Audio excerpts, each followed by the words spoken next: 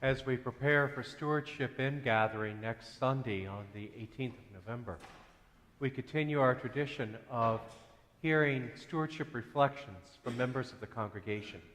And this week we're honored to welcome Joe Cuffari. Joe. Good morning. Good morning. I'd like to have a shout out to all the veterans that served. We thank you for your service and honor your day today. I've been a member of this parish for 24 years. My wife and I, being long life Episcopalians, chose this church because of the history, the setting, and the location. We were restarting our spiritual life in New Jersey because we were expecting our first child, Hannah. We stayed here because of the special connections we made along the way. We started the 8 o'clock service, and Hannah was a welcome addition. She was radiant and a model child, sitting quietly while enjoying the solemn service that I loved. Hannah was kept busy by her mom. Lori always knew how to keep her adequately distracted. We enjoyed meeting and worshiping with the church elders. And I was asked during that time to acolyte, be a chalice bearer, be on the long-range planning committee, and be on the vestry, most of which I liked. We were going along swimmingly, and then it all changed. We had a son. No longer did we sit stoically in the pews. Lori's skills at appropriate distraction were no match for the wanton desires of our infant and soon-to-be toddler. Enter the 10 o'clock service. Not only did we meet friends, new friends, but our concerns about keeping our children appropriately behaved were allayed when we experienced other families having some of the same trials and tribulations as we did. If only Anna was around when Paul was a toddler. When the formation of Peter's Rock happened, it was exciting for Lori and I to become part of the band. We thoroughly enjoyed hitting our stride in many songs that we played. As my drumming may have been too loud, it was fun to play with Lori and the rest of the band. When our children became part of the group, it was truly magical, and I really cherish those memories. Lori's voice was sweet, pure, and passionate. She was the driving force for many of our musical experiences. Hannah's installation as a singer in the band brings with her the same passion as her mom's. It's so nice to hear her sing out.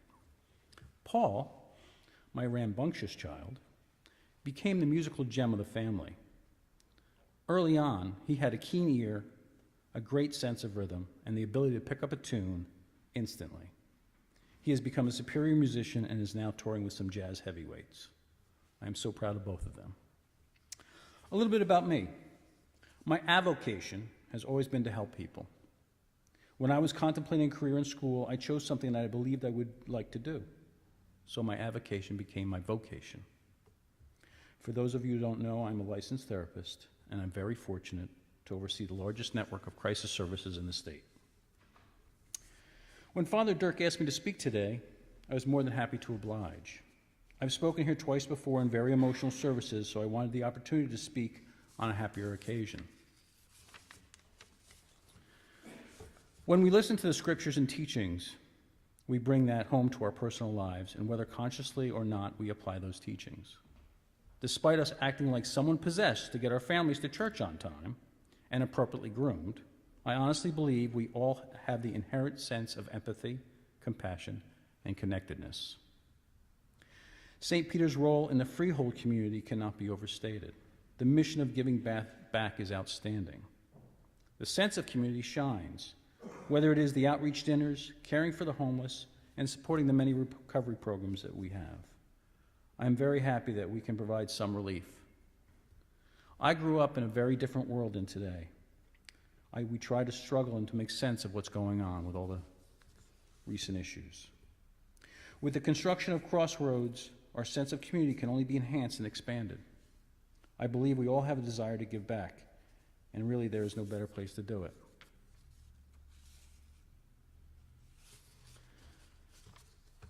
So I spoke of community at home and outside the church, but the community that takes place within these walls is very precious. My family experienced firsthand the amount of love and compassion that this congregation provides. We are blessed, and despite the curveballs we are thrown, We have to wait on them and then hit them out of the park. St. Peter's is an awesome batting coach. Let me tell you a little story. It seems pretty fitting today. Last weekend, I was fortunate enough to go to Nashville. After several days of experience country music's mecca, on my last day, something happened that made my trip complete. The day I was set to leave, I had several hours before my flight, so I decided to take a walk around Centennial Park and Vanderbilt University. On my way back to the hotel, I came upon a large man sitting on a bench near a traffic light. Next to him was a wheelchair overflowing with clothing.